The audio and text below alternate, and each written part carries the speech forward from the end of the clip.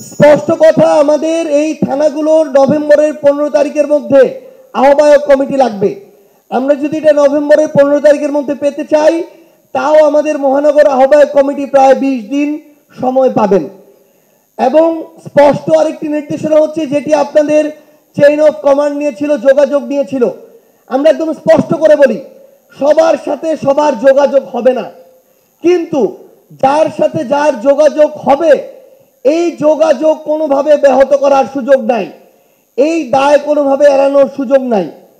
Central committee, মুখ্য সংগঠক দায়িত্ব নিয়ে মহানগরের আহ্বায়ক এবং সদস্য সচিবের সাথে সকল প্রকার যোগাযোগ রক্ষা করতে হবে। যে কোনো মুহূর্তে, যে কোনো সিচুয়েশনে মহানগরের আহ্বায়ক এবং সদস্য সচিব, মুখ্য সংগঠক, পার্টির সদস্য সচিব এবং আহ্বায়কের সাথে যাবতীয় যোগাযোগ রক্ষা করবেন। একইভাবে থানার আহ্বায়ক এবং সদস্য সচিব যে কোনো মুহূর্তে মহানগরের আহ্বায়ক এবং সদস্য সচিবকে পাবেন, এটার নিশ্চয়তা মহানগরের আহ্বায়ক এবং সদস্য সচিবকে দিতে হবে। একইভাবে ওয়ার্ডের আহ্বায়ক এবং সদস্য সচিব সার্বিক বিষয়ে থানার আহ্বায়ক এবং সদস্য সচিবের সাথে যোগাযোগ স্থাপন করবেন। যদি এমন হয় ওয়ার্ডের যারা নেতৃত্বে আছেন তারা তাদের জায়গা থেকে থানার সাথে যোগাযোগ করছেন, তারা সলভ করতে পারছেন না, তখন তারা মহানগরের সাথে যোগাযোগ করবেন। মহানগরে যদি সলভ করতে না পারেন, কেন্দ্রের সাথে যোগাযোগ করবেন।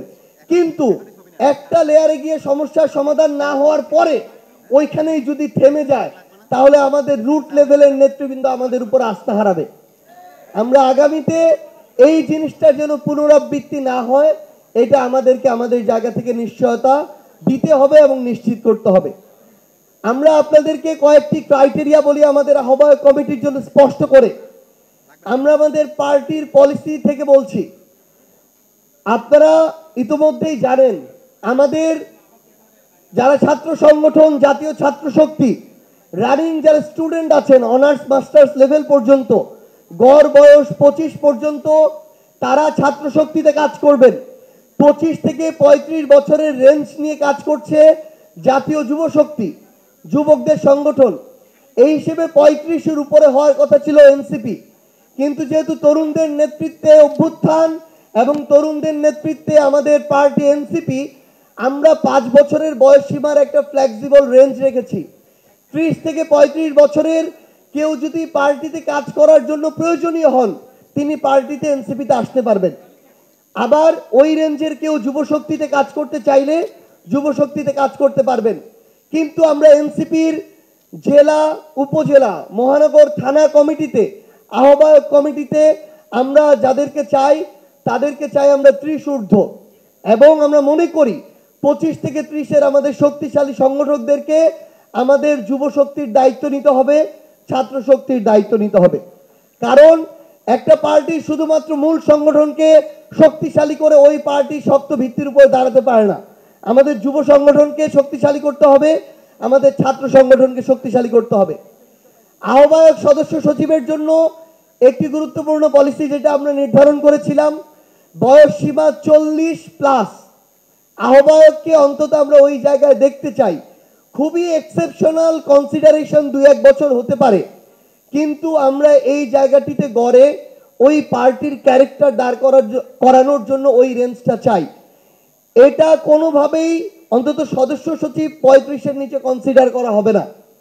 আমরা আমাদের জায়গা থেকে আহ্বায়ককে অবশ্যই 40-র উপরে চাই। কারণ এই যে জেনারেশন যে আছে, প্রত্যেকটি জেনারেশনকে যেন আমরা কানেক্ট করতে পারি। অন্তত 3টা জেনারেশন তাদের জায়গা থেকে আমাদের সাথে সম্পৃক্ত হবে, প্রত্যেকটাকেই যেন আমরা কানেক্ট করতে পারি। এইটুকু পলিসিতে আমরা আমাদের জায়গা থেকে যাব।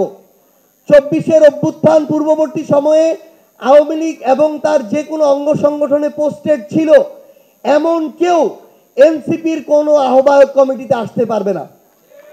সেকেন্ড, এই অভ্যুত্থান বিরোধী, জুলাই বিরোধী যে কোনো ধরনের অনলাইন অফলাইন অবস্থান ছিল, এইরকম কেউ এনসিপির কোনো আহ্বায়ক কমিটিতে আসতে পারবে না। থার্ড, স্থানীয়ভাবে সোশ্যালি নিজেদের সার্কেলে, নিজেদের জব সেক্টরে, ওই এরিয়ায় কারো ইমেজ খারাপ, এই ধরনের কোনো মানুষকে, এটা ফ্যাক্ট চেক করতে হবে, ব্যক্তি টু ব্যক্তি এটা ভ্যারি করতে পারে, কিন্তু ওভারঅল যদি ইমেজ খারাপ হয় আমরা তাদেরকে আমাদের আহ্বায়ক কমিটিতে নিতে আগ্রহী না। এবং সর্বশেষ আমাদের সমন্বয় কমিটিতে যেহেতু আমরা পুঙ্খানুপুঙ্খ যাচাই করে ওই কমিটিটি দিতে পারিনি, ওই কমিটিতে থাকা কেউ যদি নামকাওয়াস্তে শুধু কমিটিতে থাকে, বিগত সময়ে তাকে খুঁজে পাওয়া যায় নাই, খালি গুরুত্বপূর্ণ প্রোগ্রামে 6 মাসে একদিন পাঞ্জাবি পায়জাম পরে চলে আসছে, এই ধরনের লোককে আমরা আহ্বায়ক কমিটিতে চাই না। আবার এমন অনেকে আছেন যারা তাদের জায়গা থেকে খুবই অ্যাক্টিভ, কিন্তু ক্ষমতার অপব্যবহার করেছেন, ওই পদের অপব্যবহার করেছেন। আপনারা উপযুক্ত প্রমাণ সহ এই অভিযোগ সংশ্লিষ্ট দায়িত্বশীল যারা কমিটি প্রদান করবেন তাদের কাছে জমা করবেন। স্পষ্ট করে বলি, যারা এই ধরনের ক্ষমতার অপব্যবহারের সাথে সম্পৃক্ত তাদেরকে এনসিপির কোনো কমিটিতে আমরা জায়গা দিব না। আমরা আপনাদেরকে আহ্বান করব, আমরা আমাদের জায়গা থেকে যেন নিজেদের প্রতি, আমাদের পার্টির প্রতি, এই বাংলাদেশের প্রতি, অভ্যুত্থানের আকাঙ্ক্ষার প্রতি সৎ থাকি। আমরা যেন নিজে সামনে আগাতে গিয়ে অন্যকে পিছন থেকে টেনে না ধরি, কারণ আমাদের ভিতরে এটাও দেখা যায় যে তাকে সামনে আগাতে দেয়া যাবে না, এই জন্যই তার বিরুদ্ধে অভিযোগ দিতে হবে। তো এই বিষয়টা থেকেও আমাদের বের হয়ে আসতে হবে।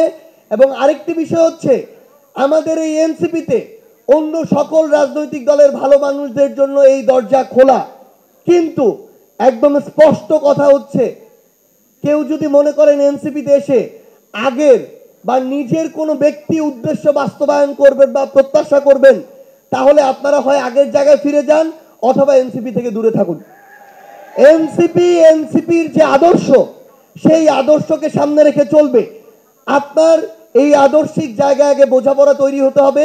আমরা আমাদের জায়গা থেকে এই বোঝাপড়া তৈরি হওয়ার জন্য আমরা বিশ্বাস করি আগামীতে আহ্বায়ক কমিটির মাধ্যমে প্রত্যেক মাসে অন্তত একটি কর্মশালার আয়োজন করব।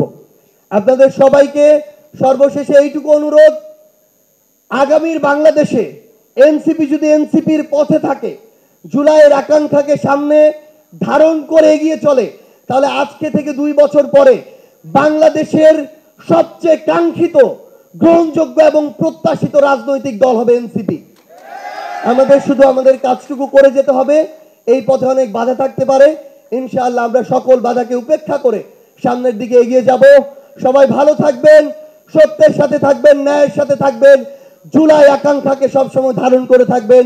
ইনকিলাব জিন্দাবাদ, জাতীয় নাগরিক পার্টি এনসিপি জিন্দাবাদ।